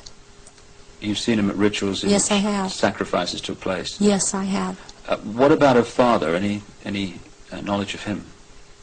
Her father was present at rituals. Her father would have been involved way before Diana was born. For her to have been involved and watch her actions after she was married, cutting herself, being anorexic, being bulimic, these are so indicative of someone who has been involved in mind control, has been hurt, and has been forced to follow mind programming. That this would have started when she was a little child, and her father would have been involved. So if they got her into this mind control stream from birth, presumably they would have been able to shape events right from that point to the 13th pillar. Yes. Yeah, they would have. When somebody becomes what we call multiple personality disorder or dissociative identity disorder, there are many programs that are induced, that can be induced at any point. I mean, you've got the machinery in place when they're a very small child, and as they're grown, they can install programs at any point and have different parts hold these programs, and they can be made to do just about anything. They're taught things such as red light is a green light, go through the light. They drive faster than they realize they're driving. They are able to memorize or see and just glance at something and right away just pick what the point is that they're going after for some reason, or they can memorize phone numbers in just a glance. The car hit the 13th pillar, driven by Henri Paul, who was missing for 3 hours that night, a man who's been connected to both British and French intelligence. Given the obsession with the number 13, it seems beyond coincidence that with all those pillars in the tunnel, it hit the 13th. Is it possible to mind control someone like Henri Paul so that at speed they could pick out the 13th tunnel, the 13th pillar? Yes, yes, it is. He also, it's very, very possible that he was drugged and programmed in the time he was missing. It's possible for him to have taken medication but not have it affect him at all. Does that include alcohol? Alcohol also, yeah. And then maybe later or not it would affect him, depending on if that's what the program was, for it to affect him. But it might not affect someone at all. I've been through this myself, so I know this to be true. And what happened to you in this instance? It was a very bad time in my life. The one time in particular I'm speaking of, where my then husband told me that he wanted a divorce, and I took approximately 8. I don't remember what the dosage was, but 8 Xanax pills in front of him, and I drove from where I lived in Orange County to the Norwalk area and went to see my therapist, who was holding some groups in this area, and I did not feel the effects of the pills at all when I drove to see him. I did not feel the effects of the pills at all when I left there an hour and a half later. And I had no car accidents. I was not stopped. My driving skills were very good. And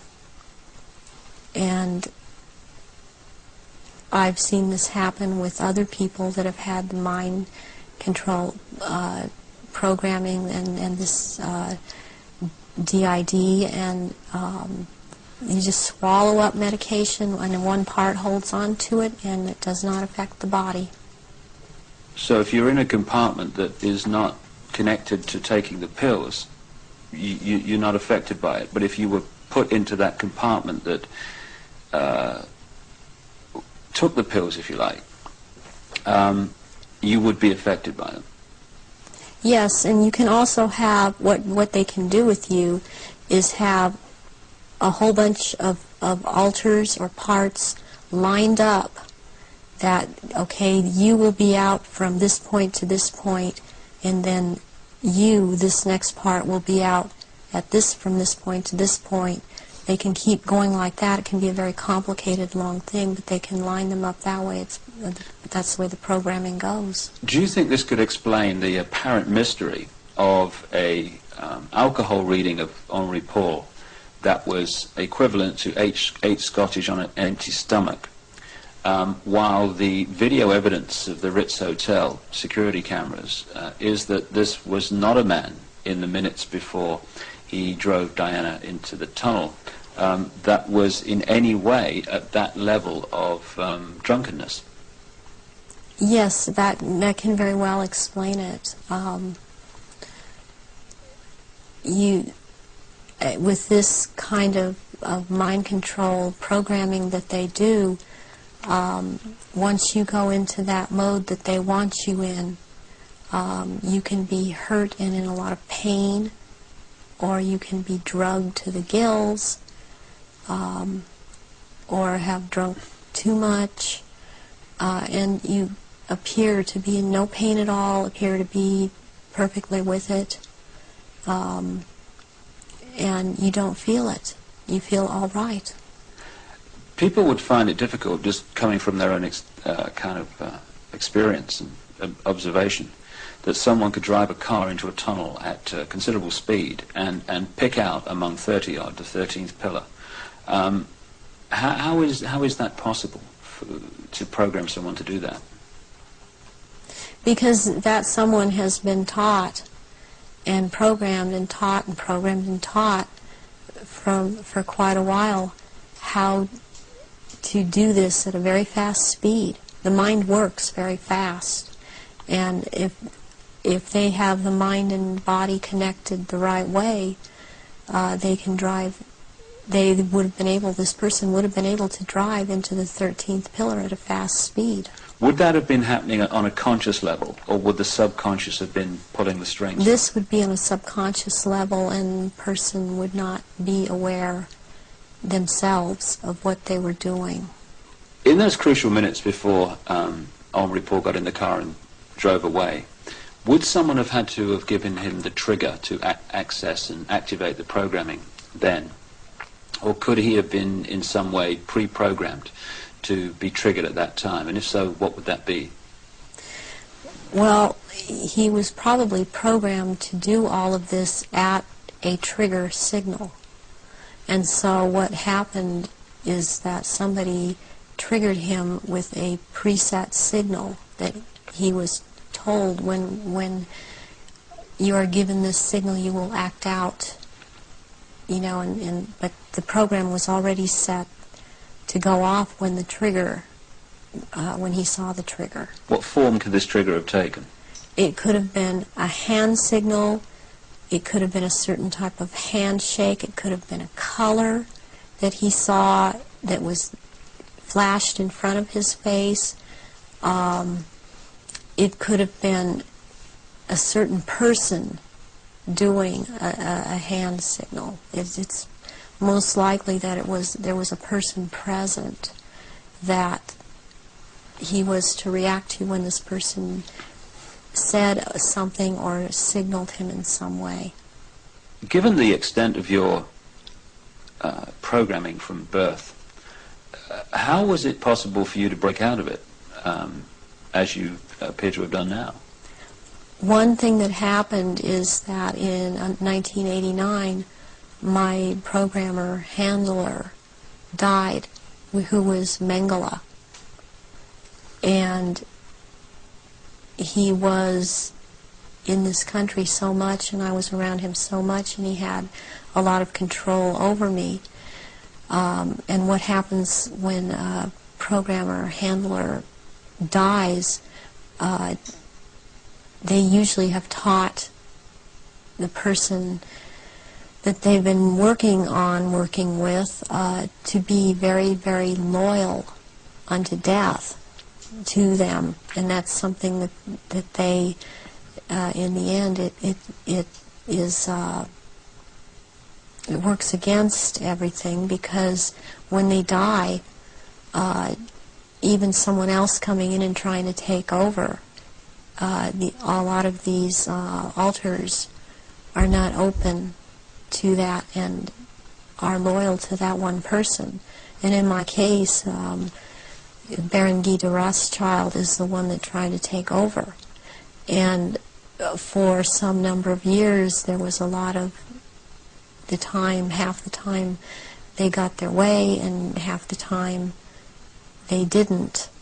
And in major things, they did not get their way. One of the things that I went out and did in 1993 was I cut my hair off, and because I was publicly seen and known to have very, very long hair, I could no longer be seen. I could not be seen with my hair cut off short. This would have caused a lot of questions with other people that had been programmed. And they still tried to carry on with other parts where I wouldn't have to be publicly seen, because they still consider me to hold this status. And they still consider me their property. I was always told I was their property. One question that people would ask is, given all that you know, why don't they just take you out? They still have plans for me, and this was told to me just a few days ago by someone else who has spoken with Baron Guy de Rothschild, that they have plans for me, and they plan to try to have me back because of the psychic abilities, and that is not going to happen. In the little bit of tape we've got left, could we just turn the subject to the jury you've got to your left there? What is that? Was that part of the rituals that you were involved in? The first one, this is a child's ring. It is a 14-karat gold white, or 14-karat white gold ring with a diamond in the middle of a hexagram, or a hexagonal shape, and it looks like a hexagon if you were able to look closely at the diamond. This was returned to me by my ex-husband, who told me, well, this was in your daughter's clothes.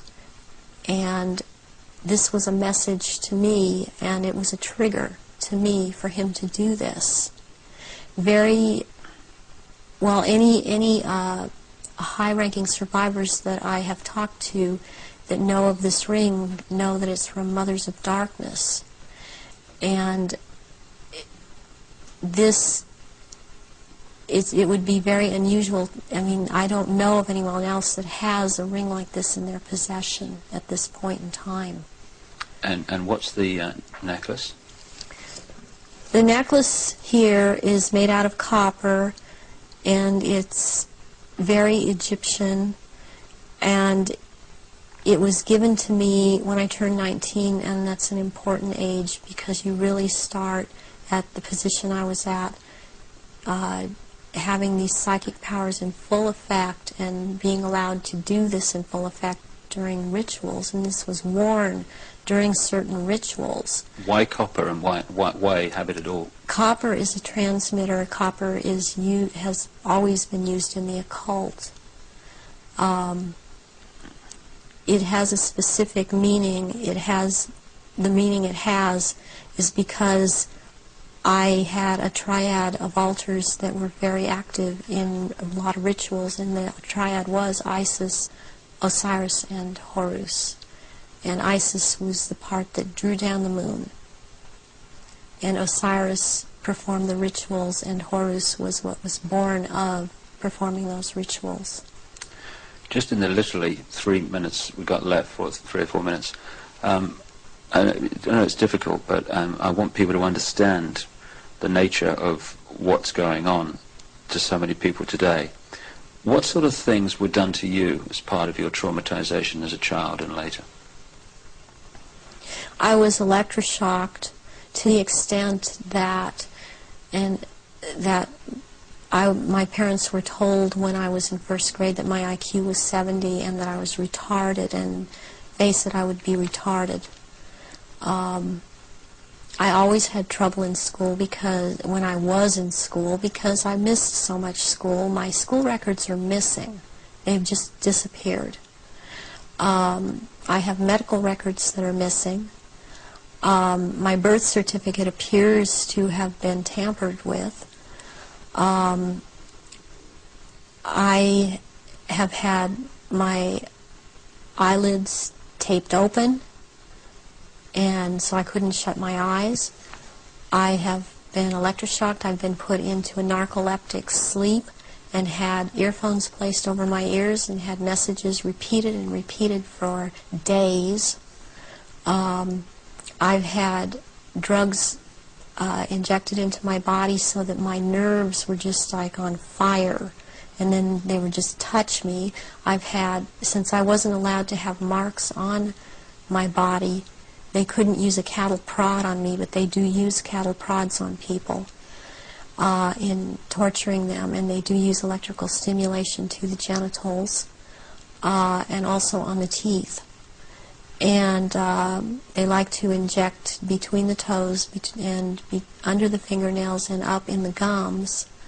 I've also had some kind of scarring done up through the roof of my mouth all the way up to the brain stem back here that gives me a photographic memory. And I have calcium blocks around the pineal gland that seem to be perfectly spaced and even, and it's very, very curious. The doctors can't seem to come up with a reason for that. I have been programmed to be anorexic, to be bulimic. For the government programming, since I was also used by the government in this country, I was programmed to cut my arms if I started to remember, which I was punished for by the Illuminati, as I was not to have these marks upon myself. I was made to eat my own feces as a little child. I was made to drink my own urine. I was not allowed to go to the bathroom. I was placed in a sensory deprivation tank.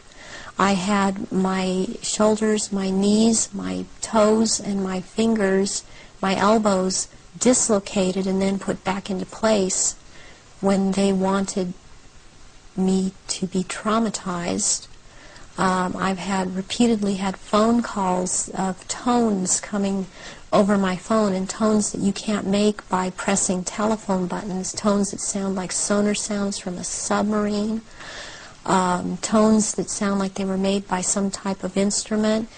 And I have had directed energy used on me, ELF, low-frequency electric waves used on me, microwave energy, and this in turn has created two different, I would hear one tone in one ear, one tone in different tone in the other ear. It creates a third tone. They're called tritones. They change the electrical activity of your brain waves and to put you in the state they want you in.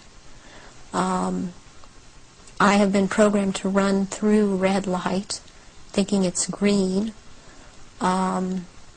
There's been a lot of programming done around my children. They've used my children against me. And it's a very painful subject with me to know that this is happening to my children. The same thing that's happened to me. It's easier, I don't know if I can make people understand this. It's easier for me to have, okay, I can handle that I went through this. And what I want most is to expose these people because of what they're doing to children all over. But they're doing it to my children too. And my daughter believes I've abandoned her. My son believes I abandoned him. And they don't have hope when they're children. They don't have hope when their mother's taken away from them and they're told that their mother just left them. So this is a cycle that goes on with thousands and thousands of survivors, not just myself. And this is how they perpetuate it if there is a parent that's protective that believes and has found out this is happening.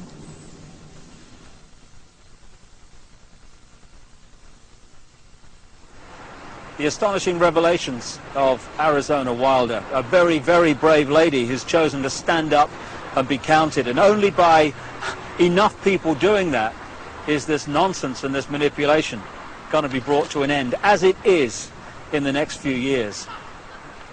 Well, we've come to the end of our little tour of the centre of global control, and we're here now outside the Houses of Parliament in London, the so-called mother of parliaments, because of course it has provided the blueprint for so many other so-called democracies all around the world.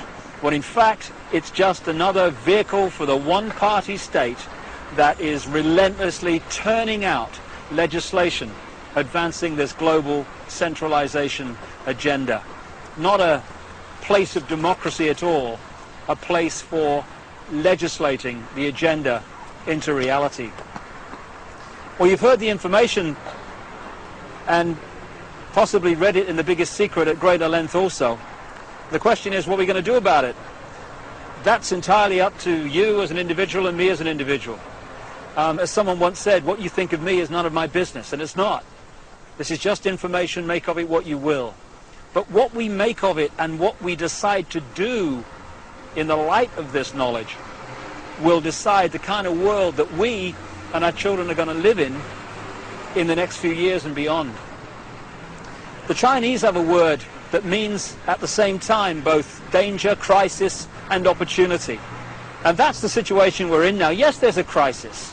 Yes, there's a danger of this global fascist state becoming reality, but it's also an opportunity to wake up and make the change that will turn this planet from a prison into the paradise it once was and the paradise it will become again.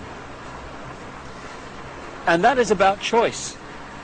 Choosing what we do as a result of what we know. And I quote in my books a number of times an American comedian called Bill Hicks, a genius in his way, very angry man, but a very brilliant man, a very profound man. And he described life in this way. He said, life's like a ride in an amusement park. And when you go on it, you think it's real, because that's how powerful our minds are. The ride goes up and down, round and round. It has thrills and chills, and it's very brightly colored, and it's very loud. And it's fun for a while. Some have been on the ride for a long time. And they remember it and they come back to us and they say, hey, don't be afraid ever, because this is just a ride. And we kill those people. Shut him up. I've got a lot invested in this ride. Shut him up. Look at my furrows of worry and my family and my big bank account. This has to be real. It's just a ride. But we always kill those good guys who try to tell us that and let the demons run amok. But it doesn't matter, because it's just a ride. And we can change it anytime we want. In other words, it's just a reflection of our own attitudes. And to change, as Bill Hicks said, doesn't need big bank accounts. It just means a choice right now between fear and love. Fear is the four-letter word that has controlled this planet and this human race for thousands of years. Love is the word that will set us free. And that's the choice we face now. And the world that those two choices will create will be so different as to be unexplainable. The chasm between the two. A prison or a paradise. I just want to say one other thing before we finish this video. I don't want to demonize the reptilian race, because it's just a genetic stream in the great forever. I'm talking about a small number of this reptilian race that is behind this manipulation, not the race in general. And indeed, many of the reptilian stream, both in physical bodies and in other dimensions, are working now to help humanity win their freedom, win our freedom back. And I'd like to thank once again also Arizona Wilder for having the guts to stand up and speak her truth. And if enough people do that, then this house of cards, because that's all it is in the end, is going to fall. And I'd like to thank also my friend Brian Desborough for helping Arizona and for his own commitment to truth. We're now at the crossroads of the evolution of the human race, or a crossroads anyway. And the good news is this: there is a global awakening going on. I've spoken in something like 20 countries in the last 18 months. People are waking up. They're asking questions. They're seeing themselves and the world in a different light. And this is going to gather pace and is gathering pace all the time. And it's this transformation of human thought and perception that is going to bring the change that we dreamed about for so long. Dreams are merely imagination, which can be made reality if we're prepared to do what is necessary to achieve that. That's the challenge we face now. It's a wonderful, wonderful time to be alive, and we're all privileged to be here to play a part in setting this world free for the first time in known human history. From the epicenter of global control, but not for very much longer. Thanks for listening. Goodbye.